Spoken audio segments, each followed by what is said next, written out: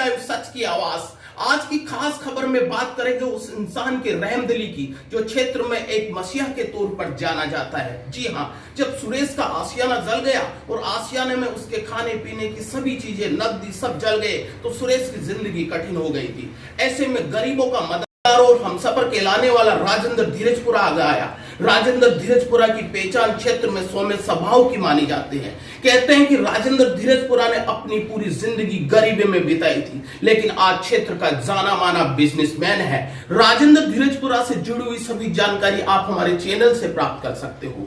राजेंद्र धीरजपुरा की बात करें तो वो चाहे वो मीडिया कर्मी हो, चाहे पुलिस कर्मी हो, चाहे सफाई कर्मी हो या चाहे स्वास्थ्य कर्मी हो, सभी कोरोना योद्धाओं को सम्मान करता है, उसका नमन करता है और जब भी मौका मिला उसके सम्मान के लिए वो आगे आता है। बताया जाता है कि क्षेत्र के संपूर्ण स्वास्थ्य टीम को और मीडिया टीम को, पुलिस कर्मियों को N95 मास्क और सैनिटाइजर देकर उनका आभार व्यक्त किया। उसी प्रकार जब क्षेत्र में रहमत की बात आती है, जब गरीब बेबस और लोग जब कठिनाई में है तो राजेंद्र धीरजपुरा की टीम है वहां पहुंच जाती है। ऐसा ही मामला दातारामगढ़ तहसील के पचार कर रहा। जब सुरेश का आशियाना जल गया और जला भी ऐसा कि सब कुछ खाक हो गया। सुरेश टूट गया। 2 बेटियां थी, दोनों छोटी बेटियां थी। सुरेश ने अपनी बेटियों के लालन पालन के लिए जो सब कुछ इकट्ठा किया था वो आग में जल गया। सूचना मिली राजेंद्र धीरजपुरा की टीम को तो राजेंद्र धीरजपुरा सुबह सुबह उस घर आ गए और आकर वो सब कुछ दिया उसको, चाहे खाद्य सामग्री हो, चारपाई हो, कपड़े हो, अनाज हो, सब कुछ दिया ताकि सुरेश की जिंदगी वापस शुरू हो सके। ऐसा ही मामला अगर मैं आपको बताऊं तो एक घुमंतु परिवार है, गांव गलियारे के वो जो अंतिम पायदान में रहते हैं, समाज का जो सबसे कमजोर तबका है, बुजुर्ग महिलाएं हैं, दिव्यांग है, उन सब की मदद के लिए राजेंद्र धीरजपुरा खुले दिल से मदद करता है। लोग राजेंद्र धीरजपुरा की इस कार्य की खूब प्रशंसा करते हैं। बताया जाता है कि राजेंद्र धीरजपुरा ने गरीबी का दिन देखे थे, गरीबी में अपनी जिंदगी बिताई थी। तब जब कहीं भी राजेंद्र धीरजपुरा को कोई गरीब नजर आता है तो उनके दर्द को वो सहन नहीं कर पाता और उनके लिए वो मदद के लिए आगे आ जाता है। राजेंद्र धीरजपुरा ने नर्सिंग डे पर देश के जितने भी स्वास्थ्य कर्मी हैं, जितने भी देश के स्वास्थ्य कर्मी हैं, उन सबको सम्मान किया। आज अपने क्षेत्र दातारामगढ़ में नर्सिंग डे पर तमाम स्वास्थ्य कर्मियों को N95 मास्क और सैनिटाइजर दिया जा रहा है। क्यों? क्योंकि 95 मास्क और सैनिटाइजर देने का मकसद राजेंद्र धीरजपुरा का इतना है कि इन कोरोना योद्धाओं को सम्मान करे। सीकर जिला कलेक्टर को PPI किट देकर N95 मास्क देकर भी उन्होंने अपनी रहमत बताई थी और अपना कर्तव्य निभाया था। बताया जाता है कि राहत कोष में भी राजेंद्र धीरजपुरा ने एक बड़ी रकम देकर आर्थिक संबल के तौर पर लोगों के सामने आए थे। राजेंद्र धीरजपुरा इस क्षेत्र में सही पूछे तो गरीबों के लिए एक आस और उम्मीद बनी है।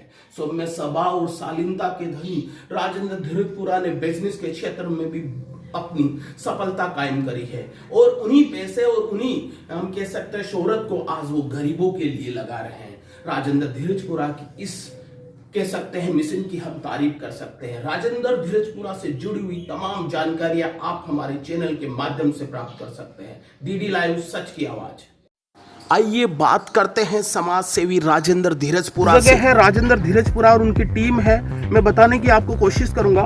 ये इन लोगों ने सुरेश के लिए, जो मेरे कैमरे के सामने है सुरेश है, इन लोगों को कुछ आर्थिक मदद दी है। साथ ही इनके आशियाने के तौर पर सारे कपड़े जल गए थे, कपड़े लेकर आए हैं। कुछ राहत पैकेज भी है जिसमें मसाला है, आटा है, इनके पहनने के कपड़े हैं, चप्पल है। इनके मिसेज जो है उनकी साड़ी लेकर आए हैं। ये सही मायने में कह सकते हैं कि मानवता की बहुत अच्छी मिसाल दी है इन्होंने। बात करने की कोशिश करेंगे राजेंद्र जी धीरजपुरा से।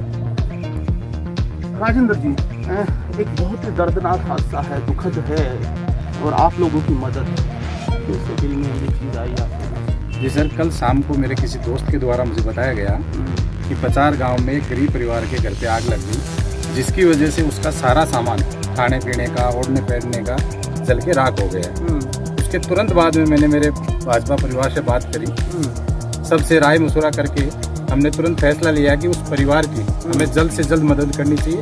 तो उसके बाद में हम आपके सामने इस परिवार के लिए हमने सोने के लिए चारपाई, खाने के लिए राशन, ओढ़ने के लिए कंबल है, इनकी मिसेज के लिए, पीड़ित के लिए, इनके बच्चों के लिए सब पहनने के कपड़े उपड़े सब लेके आए हैं। और मानव सेवा ही सबसे बड़ी सेवा है। और आज इस मुसीबत में जहाँ सब जगह इमरजेंसी लगी हुई है लॉकडाउन की वजह से, कोरोना महामारी चल रही है, तो इस समय इनके रिश्तेदार कोई भी नहीं आ सकते हैं और भी कोई मदद करने के लिए खुल के सामने नहीं आ सकता है। उस समय हमारा भाजपा परिवार दाता रामगढ़ इनकी मदद के लिए आगे आया है और ये मदद हमने ये अभी इनके सामने करी है और ये मानव सेवा का मेरे हिसाब से बहुत बड़ा उदाहरण भी होगा। नमस्कार, आज मैं पचार गांव में हूं और पचार गांव में जो स्वास्थ्य केंद्र है यहाँ पर टीम राजेंद्र धीरजपुरा की तरफ से एक मिशन चलाया जा रहा है, जहां पर लॉकडाउन में गरीब घुमंतु परिवार है उनके लिए खाद्य सामग्री हो या कोरोना योद्धा की भूमिका में काम कर रहे स्वास्थ्य कर्मी हो, सफाई कर्मी हो, पुलिस वाले हो या मीडिया कर्मी हो, सभी को सम्मानित करने का एक कार्यक्रम है। उसी की कड़ी में आज नर्सिंग डे के उपलक्ष्य पर आज ब्लॉक दाता का जो प्राथमिक स्वास्थ्य केंद्र है पचार, वहाँ की जो स्वास्थ्य टीम है उसको सम्मानित किया जा रहा है।